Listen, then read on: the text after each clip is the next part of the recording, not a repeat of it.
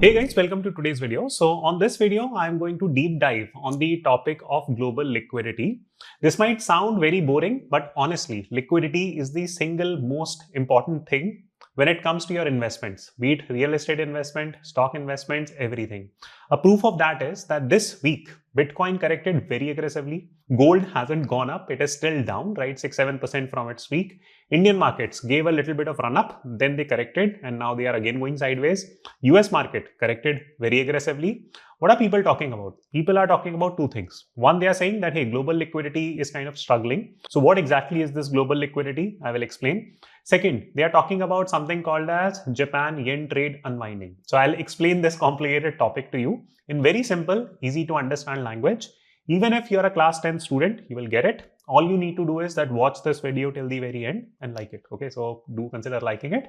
My videos will show more up on your feed and you will learn high-end macroeconomics investing. I am a practicing investor. I run a hedge fund. I manage a big portfolio. So whatever I'm speaking, it's real-time basis. These are decisions that even I'm making for my client's portfolio, my own portfolio. So everything that I'm speaking will be spoken with a lot of thought process behind it. So let's begin. And the first key chart that I will show you is called as national debt of US. Okay. Now why US? Because the US's participation in the economy is very strong. It is the leader of the global world. Yada, yada, yada. And here, one important point that I will highlight is the debt levels in 2006. This was close to $8 trillion, right? And by 2025, right? So this is 2025. And you will see that we are somewhere around $37 trillion. Okay. Now, we almost went 5x in a matter of how many years, right? In a matter of roughly 19 years, right? Now, this is very, very big because if you would have put your money on QQQ, which is the US stock market, or S&P 500, or even real estate, or even gold, right? All these assets may have gone up by, I don't know, 5x. Some assets would have gone 3x. Some assets from 2020 has gone up by 2x. So all this xing of assets happen because of one singular point, and that is called as asset price inflation. Now, what is the meaning of asset price inflation? 2020 is a classic case study. So if we go to 2020 and here is 2020, and if you look at the total debt that we had on the world, it was roughly close to like $21 trillion, right? And right now it is sitting at roughly $37 trillion. Okay, so debt itself has gone almost 2x, which would mean what? It would mean that if you're owning a house, if you're owning a BTC, if you're owning some kind of stocks, etc., etc., these are all what? These are called as assets. Okay, so these are different types of assets. A house is a real estate asset. A BTC is a crypto asset. You might like, you might not like, that's a different discussion. Stocks is an equity asset. So all these assets have also gone up dramatically, okay? Because when we think with our brain, we just simply say, oh, you know what? The prices doubled in the last 5 years of my real estate. But bhai, you have to see the fact that even the total money produced in the economy has also almost doubled in the economy. So therefore, your real estate has also gone up, gold has also gone up, BTC has also gone up, stocks have also gone up. Now all this asset price appreciation or asset price inflation happens due to a singular thing called as liquidity. So let me take a minute to explain what is the meaning of liquidity related to whatever is happening in the stock markets, crypto markets now. Okay, so the meaning of liquidity is that, for example, if this is an economy, it could be India's economy, it could be the world economy. Liquidity simply means that how much money is flowing through the economy, right? For example, if you consider 2020 phase, there was a slump in economy. Okay, so slump in economy means that, you know what, factories got shut down, people stopped going to office, there was hiring freezes, people were very uncertain in terms of making investments, so they were not investing. In fact, they pulled their money out at the start of COVID crisis because people thought that, hey, the world is going to end. So that led to what? That led to a liquidity crunch, right? Now, what is the meaning of liquidity crunch? That the flow of money through the economy slowed down. That is the simple meaning of liquidity. That in 2020 mid, the governments decided that, you know what, the flow of the money has kind of slowed down, so we have to improve the liquidity. So what did they do? Well, they went and raised a lot of debt. So the previous chart that I showed you, there was a sudden jacking up of debt which led to an increase in the flow of liquidity, right? And that led to improvement in liquidity. Now, when improvement in liquidity happens, what does it lead to? Well, it leads to something called as asset price appreciation, which I had just previously explained. So real estate went up, Bitcoin went up, stocks went up, everything went up, right? So I hope the story so far is cleared. Now, why am I talking about all these historic points? Because right now, if you go and ask around in the market or read some articles, people are saying that, you know what, 2025 will be a phase where liquidity will come down, right? And as a result, what will happen is that the asset prices which have gotten inflated, like Nvidia going by 50-60x in the last few years, it will also come down, stocks will come down, gold will come down, everything will come down. So will that happen? Will that not happen? So let me give you my thesis on it, okay? So in order to track liquidity, what you need to do is that you just simply need to go on TradingView, right? So here you can go on TradingView, go to indicators and apply something called as global liquidity index, right? So this is global liquidity index. Now what does GLI indicate? This is the yellow chart, okay? So this yellow line is the global liquidity index. It basically indicates the strength of flow of money through the world economy, okay? Now it's very natural that if more money is flowing through the economy, even Indian stocks will go up, US stocks will go up, etc., etc., gold will go up, everything will go up. And it's also natural that if somehow this liquidity is withdrawn from the economy, this global liquidity, for example, if Japan decides to bring down its liquidity, then it's going to hit the world market, not just Japan, right? So I hope that this concept of GLI or global liquidity index is clear. Now, okay, what's happening, right? So what's happening is that, for example, here you can see, and this is what I was speaking, that mid of 2020, there was sudden increase in liquidity. And you can see that liquidity went from 372 points all the way till 765 points. Now, this is an economic shock in a positive direction. Okay, now what is the meaning of economic shock?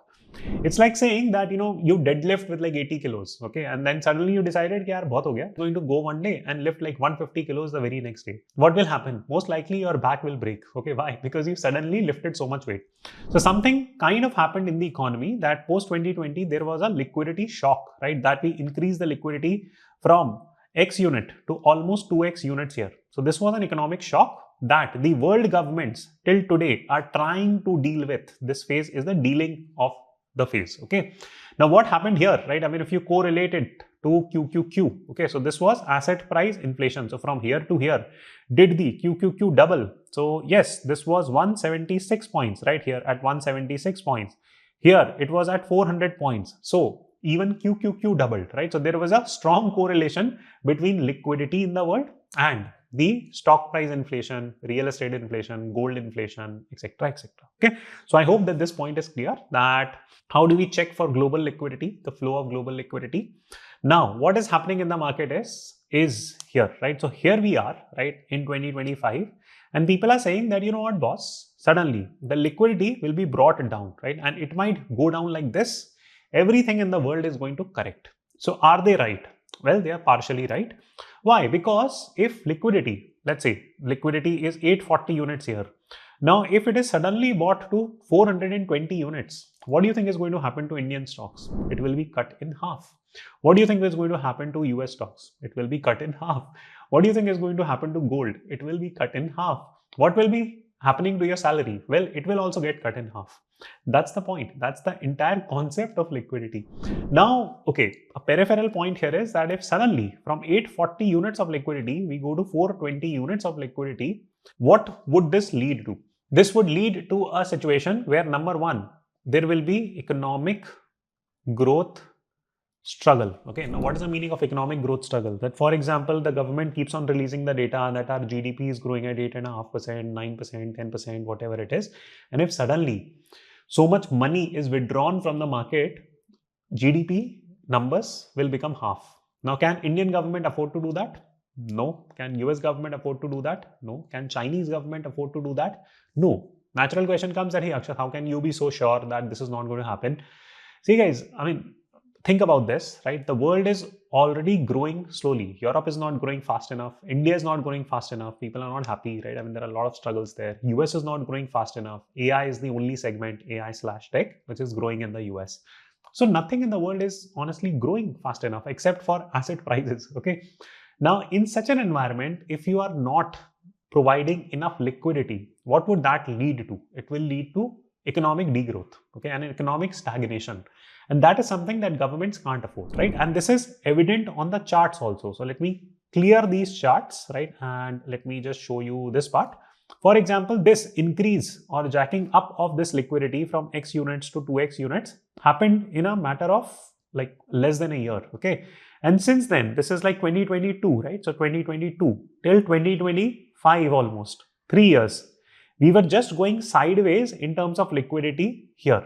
So 3 years we went sideways. Now, why did sideways movement of liquidity happen? Well, because the governments can't afford to withdraw liquidity from the market. If they withdraw so much liquidity from the market, everything will collapse. Now, which brings us to the point that what are the constituents of liquidity, right? So what is the meaning of liquidity? Can I deep dive into it a little bit more? See, I spoke about the fact that liquidity is basically money flow, right? And this is governed by monetary and fiscal policies, okay? Now, fiscal policy are basically like taxation policy that, for example, Indian government reduced taxation on personal income tax. They rationalized GST tax slab. They gave a lot of tax breaks, whatever, right? So that's fiscal policy. Monetary policy means the banking policy that, hey, if you're changing the CRR rate or cash reserve ratio, SLR rates, right? All these stuff, right? And this ensures that what are the loan rates in the economy. Now, if the government or this system, right? So monetary policy is basically decided by your central banks and fiscal policy technically is decided by the government.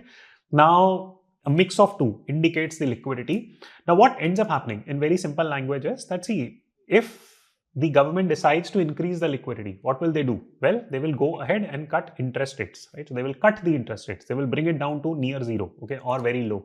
Why? Because then more businesses will borrow money. They will go and invest that money into factories, whatever. Then those factories will create jobs. People will get more salary. They will consume more and the economic engine will start running, right? So that is the concept of liquidity. Now, if suddenly opposite happens that, hey, interest rates are increased, or if quantitative tightening happens, another word hota hai, quantitative tightening, which simply means withdrawing liquidity from the market. That government decides that, hey, no money printing will be done this year, or no debt will be taken, or we will pay off our debt and reduce the debt in the economy. So that $38 trillion chart, if that suddenly comes down to, let's say, 25 trillion, what do you think will happen? Opposite will happen, right? There is no money then, right, for people to borrow or factories to borrow or Nvidia to borrow and put up like new factories, giga factories, AI factories, whatever, right? So what would that lead to is economic stagflation. That is something that government can't afford to do, right?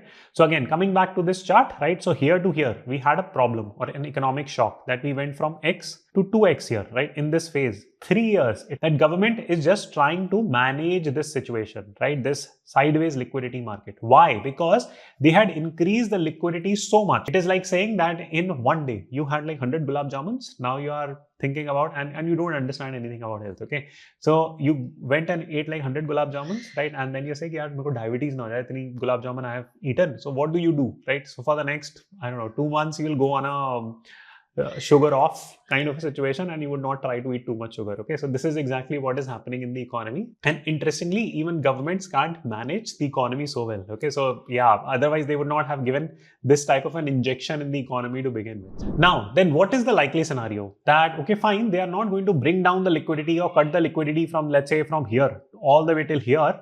But what if they cut the liquidity from here and bring it down again to this zone? Will there be pain? The answer is 100% yes. All things will suffer pain, right? That will again be a sideways market. But again, if we do a little bit of technical analysis, for example, if you do a technical analysis of this liquidity curve, this is called as higher lows pattern, right? So you can see that this point 1, 2, 3, 4, this entire curve is making higher lows, okay? So every low gets higher and higher, okay? So what is this? This is kind of a bullish pattern, right? This indicates that net liquidity in the world has to go up like this, okay? So it will go up like this, right? This is the pattern that you can foresee, so to say. So net liquidity in the world is going to increase. There can be short-term news. For example, one news in the market is called as Japan yen carry trade, right? And just because it sounds fancy, people make you believe that, hey, whatever they are saying is correct, but it's very logical, okay? So, and if you guys want, I'll make a separate video on what Japan yen carry trade is. In simple words, what it meant was, let's see, Japan used to have very low interest rates, right? So for example, the rate of borrowing was close to zero in Japan. So what would global investors do, right? If they have access to the Japanese market, they will go and buy, let's say, whatever, like 100 million yen, right? Of Japan. They will go and borrow rather, right? So they will go and borrow. Why will they borrow? Because the rate of interest is very, very low, right? Now, if there is a global investor who can borrow 100 million yen, what will they go and do then? Well, they will go to markets like India or the US and buy some assets there. For example, if they carry this money, right, and invest in the US market in something like Nvidia or whatever, right, then they are essentially borrowing for zero and Nvidia is generating some growth for them. So this way they are able to explore an arbitrage. Like in the last couple of years, Japan has started to increase its interest rate, right? Now, as a result, what has happened is that instead of borrowing at 0%, you are now borrowing at 2-3%, which is almost similar rate in the US. So this arbitrage went away. Now, what people are saying is that, hey, because of this liquidity that you see, it will come down dramatically because free money is over, okay? Now, is that over? Is that not over? I will leave it up to your good judgment. I have explained you the concept. Now it's your call. Whatever you feel like doing with it, whatever I'm doing, I anyways explain it to my students. In case you guys are keen, I'm putting the links in description box. You can come and join the community. I have very good discussions with my students. We manage a US portfolio also. I'm building new global portfolios. Every year I'll continue to build it. So in case you need practical knowledge in terms of managing your own investments, maybe check out this community. You will get high quality information. So this is the situation. Now, I don't think anything major is going to happen, but people have a very poor understanding of what is the meaning of major. Okay, so let me use the example of Bitcoin to illustrate this point. Okay. So Bitcoin, let me explain. And if you take a look at it, now Bitcoin has one of the strongest correlation to this yellow chart, which is the global liquidity. When liquidity goes up, Bitcoin also goes up. When liquidity stagnates, right, Bitcoin also stagnates, okay? When liquidity goes up again, Bitcoin also goes up, right? So on and so forth, okay? Now, Bitcoin has a very strong correlation with liquidity, and suddenly what you are seeing on Bitcoin is that Bitcoin has crashed, right? Bitcoin has roughly crashed by 30%. More importantly, this 30% crash has been one of the steepest crashes if you compare the last 30% corrections. So this has been the steepest one, right? So suddenly, like, it's like this. One of the corrections was W-shaped, one was U-shaped, and now this is becoming maybe a V-shaped kind of a correction, okay, on Bitcoin. Now, this people consider this like, okay, crypto gaya, sab kuch gaya, because liquidity is vanished from the market. Guys, see, here you need to understand what is major, okay? Now, Bitcoin, this is not the first time Bitcoin is correcting by 30%. It corrects by 30% almost every 1.5 years. Why? Because Bitcoin is a small asset. The market cap of Bitcoin is 1/10 that of gold, right? Now, if something is small, right, it will exhibit more volatility. A classic case study is that of a child. Now, when a child's brain is not developed fully, maybe 5-6 years old, so I have a 5-year-old son, right? I mean, he can throw tantrums, okay? Why? Because he's a child, right? I mean, wo chota hai abhi, right? I mean, so he's not fully mature. Now, if an asset class is mature, then you expect more mature behavior from that asset class. For example, if I start throwing tantrums right now, of course, he'll say, yeah, it's adult, right? I mean, isko tamiz nahi hai, whatever, right? But if a kid throws tantrum, that's still okay, okay? So Bitcoin in the investing world is a kid. That's how you need to look at it. A 30% drop is not that big a drop. Now, this becomes a major point for Bitcoin maxis or Bitcoin maximalist. अब जिन लोगों ने अपने 100% पैसा, 90% पैसा, 50% पैसा bitcoin में लगा रखा है, राइट, कि बिटकॉइन ही है, उसके अलावा कुछ है ही नहीं, they are idiots, right? That's what I'll simply tell you, right? I have been saying for years now that I put between 5 to 10% of my capital on Bitcoin. I'm very happy with the returns. And I keep on aggregating it whenever opportunity comes. So what is it that I'm doing now? Well, I'm going and buying Bitcoin, right? Why? And up to how much? Up to this much. That's it. Okay. Now that's it, right? So that's how you need to think about it. This is not like some major drop that has happened. Now compare this to something like QQQ, right? So how much has QQQ dropped by, right? So this is QQQ. So how much has Nasdaq dropped by? Well, it has dropped by 8.5%. So this is not end of the world. 8-10% corrections keep on happening. It does not indicate anything from a macroeconomics point of view कि liquidity खत्म ही है and everything is done. So okay, so what are the key takeaways from this discussion? Number one, key takeaway is that liquidity is very important for the investing world. Probably the most important barometer, right, for how the assets are going to behave. Number two, why is it that the markets and everything is correcting right now? Because of news like, yen carry trade unwinding and all that. People are expecting that liquidity is going to come down. even Fed is likely to say that they are not going to cut interest rates. So that again impacts liquidity in the short term. Does it mean that the markets are going to collapse? No, not at all. I don't think that is going to happen. Number 4, so this can be like maybe a 8 to 15% kind of a drawdown for Nasdaq, and maybe like 40, 45, 50% drawdown on Bitcoin, which is fairly okay, right? It happens quite aggressively. It's not end of the world as long as you know how to manage your portfolio, because गिरता है तो then वो ऊपर भी आ जाता है, right? So I mean, it's not something that you should do. Point number 5, that you should be buying this dip. I am buying this dip very aggressively. How exactly am I doing it? What exact assets am I buying? I have all these conversations on my community. In case you guys are keen, you can join it. Again, I'm putting the links in description comment box. Point number 6, that governments will manage the situation because they have no other option. They have to accelerate growth. And without liquidity, there is no growth. And whenever they inject liquidity, maybe 2-3 months down the line, then all these assets, what are falling, they will go back up. So keep the optimistic viewpoint alive. There is nothing to be scared of. Volatility is a part of the market, especially now. You will see even more volatile phases than what we are witnessing now. You just need to know how to deal with it. And for that, I would encourage you to become slightly more advanced investors and keep upscaling your finance game. Thank you so much for watching, and I'll see you soon.